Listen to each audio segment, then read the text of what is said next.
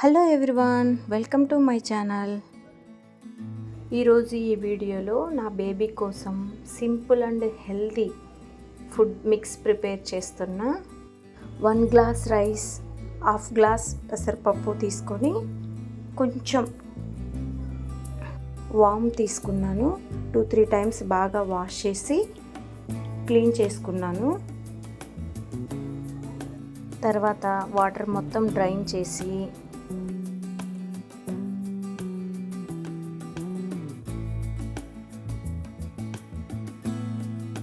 ఎండలో పెట్టేశాను బాగా డ్రై అయిపోవడానికి. ఇక చూడండి, ఇప్పుడు లైట్గా ఫ్రై చేసుకోండి. నా క్లిప్పు మిస్ అయింది.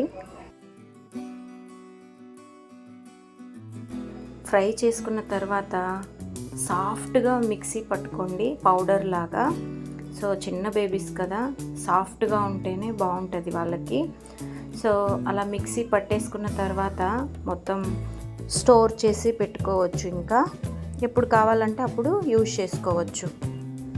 ఈ పెసరపప్పు రైస్ బేబీకి చాలా లైట్గా ఉంటుంది, ఈజీగా డైజెస్ట్ అవుతుంది.